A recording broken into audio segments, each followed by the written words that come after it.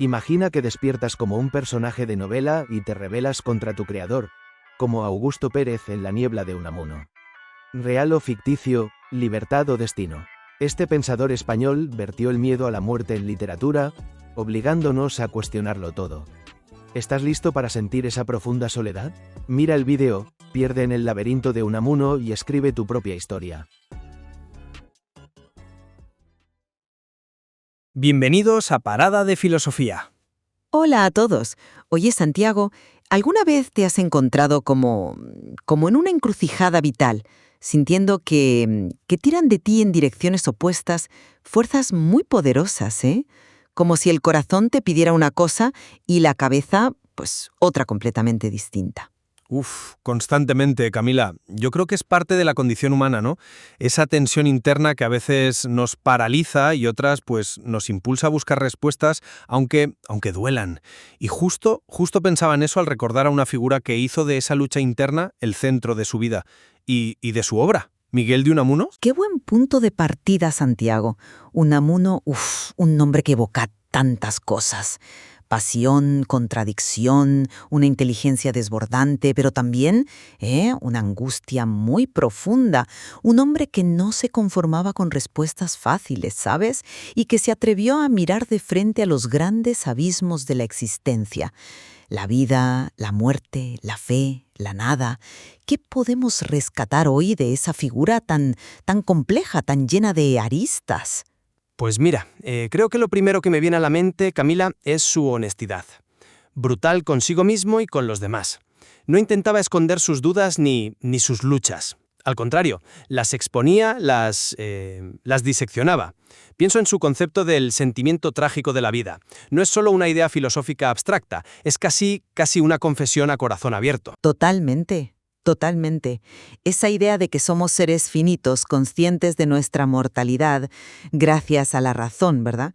Pero al mismo tiempo tenemos un anhelo irrefrenable de permanencia, de inmortalidad, un deseo que nace de las entrañas, del corazón. Es una colisión brutal.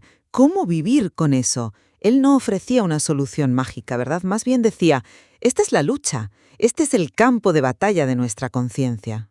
¿Entiendes lo que quiero decir? Exacto.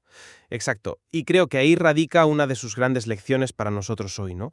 En un mundo que a menudo busca la comodidad, el evitar el conflicto, el anestesiar la angustia, Unamuno nos dice, no huyáis de esa tensión, abrazadla. Porque es precisamente en esa lucha, en esa agonía, en su sentido etimológico original de lucha, donde reside la verdadera vitalidad, la esencia del humano. No se trata de resolver la contradicción, sino de vivirla intensamente. Me parece muy potente eso, Santiago, de verdad. Porque a menudo pensamos que la felicidad consiste en eliminar las contradicciones, ¿no? En encontrar la paz absoluta. Y quizá Unamuno nos sugiere que la plenitud está más en la propia búsqueda, en la intensidad de la experiencia, aunque sea dolorosa. Quizá tú también lo has sentido alguna vez. Pausa breve. Recuerdo haber leído algo sobre cómo él veía la fe no como un refugio tranquilo, sino como algo que nace precisamente de la desesperación, de la necesidad imperiosa de creer a pesar de la razón. Una fe que lucha, que duda, que se pelea con Dios o con el silencio de Dios. Así es, una fe agónica, sí, no dogmática. No le interesaba el catecismo fácil ni las certezas heredadas. Su religiosidad, si podemos llamarla así, surgía de la herida abierta por la conciencia de la muerte. Él decía algo así como que necesitamos creer en la inmortalidad no porque sea racional, ¿entiendes?, sino porque la vida sin esa esperanza se vuelve insoportable, absurda. Es el querer creer, aunque la razón nos diga lo contrario. Y esa tensión es la que alimenta su pensamiento. Y no solo su pensamiento filosófico, ¿verdad? Toda su obra literaria está impregnada de esa lucha. Pienso en Niebla, por ejemplo. Qué novela tan adelantada a su tiempo. Ese personaje, Augusto Pérez, que de repente toma conciencia de su propia existencia como ente de ficción y se enfrenta a su creador, al propio Unamuno, dentro de la novela. Es una exploración fascinante sobre la libertad, el destino, la relación entre creador y criatura. ¿Somos marionetas o tenemos poder sobre nuestra propia historia? Es una metáfora genial de la condición humana. Somos personajes en la novela de un dios escritor. Podemos rebelarnos contra nuestro destino. Unamuno juega con esos límites, rompe la cuarta pared mucho antes de que se pusiera de moda, digamos. Y lo hace con una angustia existencial palpable. Augusto Pérez no es solo un personaje literario. Somos, en cierto modo, todos nosotros cuestionando el sentido de nuestra existencia. Él llamaba sus novelas nivolas, precisamente para destacar que no seguían las reglas del realismo, que eran más bien exploraciones del alma, dramas íntimos. ¿Y qué decir de San Manuel Bueno Mártir? Ese cura de pueblo que ha perdido la fe, pero sigue ejerciendo su ministerio para proteger la felicidad y la esperanza de sus feligreses. Buf, es una historia que te deja un nudo en la garganta. ¿Es más importante la verdad, aunque sea desoladora, o la ilusión que nos permite vivir? ¿Qué clase de santidad es esa, la de quien vive en una mentira piadosa por el bien de los demás? Unamuno no juzga, simplemente expone el dilema en toda su crudeza. Plantea preguntas éticas y existenciales de una profundidad tremenda. ¿Es legítimo el engaño si produce un bien mayor? ¿Puede la fe de una comunidad sostenerse sobre la incredulidad secreta de su guía espiritual?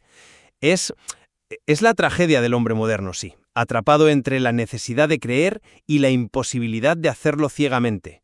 Manuel Bueno es un mártir, sí, pero no de la fe, sino de la duda, del silencio de Dios. Un personaje inolvidable que condensa muchas de las inquietudes del propio Unamuno, claro. Y esa misma complejidad, esa tensión constante, la vemos también en su vida pública, ¿no? En su relación con España.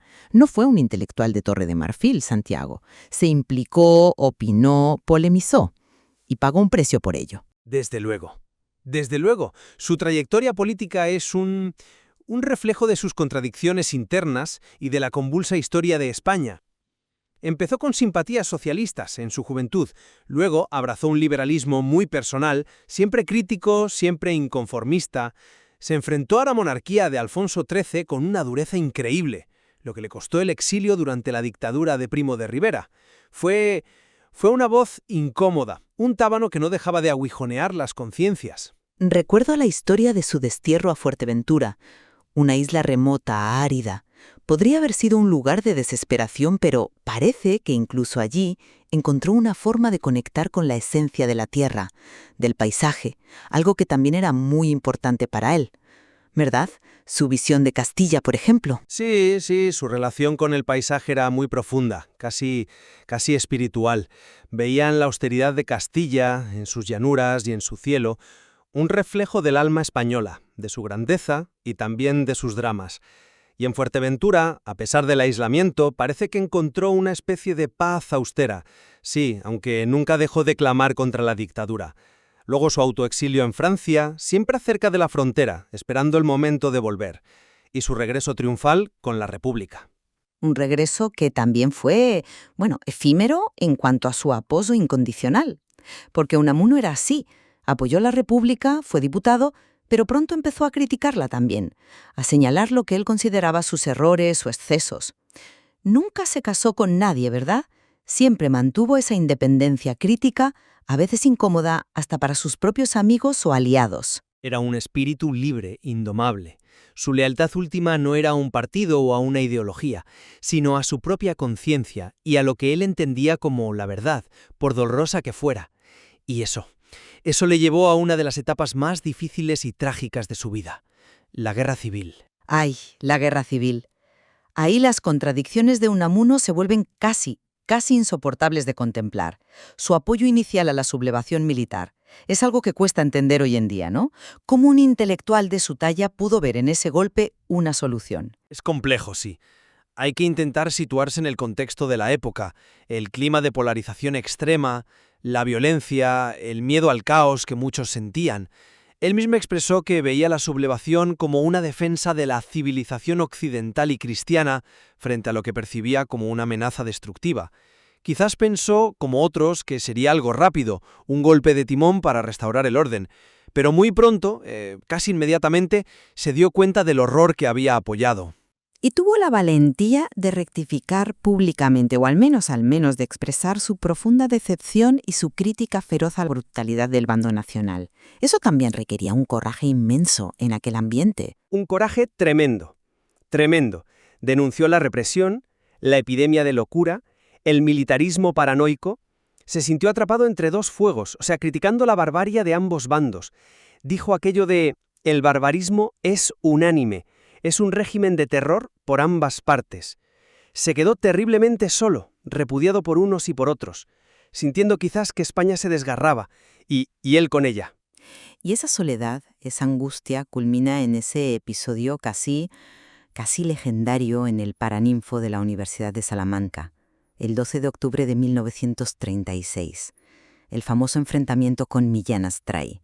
Aunque bueno, sabemos que hay debate sobre las palabras exactas que se dijeron. Sí, la historia ha magnificado y quizás literaturizado un poco ese momento. La versión más famosa, con el venceréis pero no convenceréis, parece ser que no es literal, que fue una reconstrucción posterior. Pero más allá de la literalidad de cada palabra, lo que parece indudable es que hubo un choque, una confrontación verbal muy tensa. Unamuno ya anciano, rector vitalicio, que se levanta en medio de un acto de exaltación fascista rodeado de militares y se atreve a replicar a los gritos de «muera la inteligencia y viva la muerte». Eso es lo esencial, ¿no? El gesto, el valor. El gesto, sí. El gesto de defender la inteligencia, la razón, la persuasión frente a la fuerza bruta, frente al fanatismo ciego. De decir: podéis imponer vuestra voluntad por las armas, pero nunca tendréis la razón moral, ni convenceréis a las conciencias libres. Aunque las palabras exactas fueran otras, ese fue el mensaje que trascendió, y fue un acto de una valentía cívica extraordinaria en esas circunstancias. Sabía que se jugaba mucho, quizá la vida. Y le costó caro. La destitución inmediata, el confinamiento en su casa. Sus últimos meses de vida debieron ser terriblemente amargos. Aislado, viendo cómo el país se desangraba en una guerra que él había llegado a justificar brevemente y que ahora le repugnaba profundamente. Una amargura profunda, sí. Murió el último día de ese mismo año, 1936. Hay incluso teorías recientes que especulan sobre si su muerte fue natural o provocada, aunque no hay pruebas concluyentes. Pero casi parece un final coherente con su vida, rodeado de tensión, de preguntas sin respuesta, dejando tras de sí un legado tan complejo como él mismo. Pausa reflexiva. Es increíble cómo una sola vida puede contener tantas luchas, tantas facetas. Filósofo, poeta, novelista, dramaturgo, rector, polemista, pero sobre todo un hombre que se atrevió a ser contradictorio, a dudar en voz alta, a buscar incansablemente un sentido, aunque solo encontrara preguntas. ¿Qué nos queda de él, Santiago? ¿Qué podemos aprender? Yo creo, Camila, que nos queda sobre todo la invitación a no tener miedo de nuestras propias contradicciones, a reconocer que la vida es compleja, que no hay respuestas sencillas para las preguntas importantes. Nos enseña el valor de la duda honesta frente a la certeza dogmática. Nos recuerda la importancia de la palabra, del diálogo, de la razón, incluso cuando todo parece empujar hacia el grito y la violencia. Y nos deja esa idea tan potente del sentimiento trágico, quizá no como algo que debamos superar o eliminar, sino como una condición fundamental de nuestra existencia que, si la abrazamos, puede darnos una profundidad y una vitalidad que la simple búsqueda de la felicidad superficial no puede ofrecer. Vivir en la pregunta, ¿no? Aunque no encontremos la respuesta. Exacto. No nos da un mapa con el camino marcado, pero sí nos ilumina sobre la naturaleza del viaje. Nos anima a ser protagonistas de nuestra propia nivola, a enfrentarnos a nuestros propios abismos con valentía y honestidad intelectual. Y eso, bueno, en los tiempos que corren, me parece un legado tremendamente valioso. Me resuena mucho todo esto, Santiago, de verdad. Es como si Unamuno nos dijera: atrévete a sentirlo todo, la angustia y la esperanza, la duda y el anhelo. No te conformes, lucha, porque en esa lucha está la vida. Pausa breve. ¿Y vosotros qué pensáis? ¿Os interpela la figura de Unamuno? ¿Sentís a veces ese sentimiento trágico en vuestras propias vidas? Nos encantaría saber qué os ha parecido esta conversación, qué ideas os ha despertado. Vuestras reflexiones son las que dan sentido a esta parada de filosofía. Podéis dejarnos vuestros comentarios aquí abajo, leerlos. La verdad es que nos ayuda muchísimo a seguir creando contenido que de verdad os llegue, a saber qué os interesa. Vuestras ideas nos ayudan mucho a crear estos espacios de diálogo. Y si os apetece seguir explorando juntos estas figuras, estas ideas que nos hacen pensar y sentir, pues no olvidéis suscribiros al canal Parada de Filosofía. Así no os perderéis ninguna de nuestras próximas paradas. Muchas gracias por habernos acompañado hoy en este viaje por la mente y el corazón de Miguel de Unamuno. Ha sido un placer como siempre, Camila. Igualmente, Santiago, un placer compartir estas reflexiones. Hasta la próxima. Hasta pronto.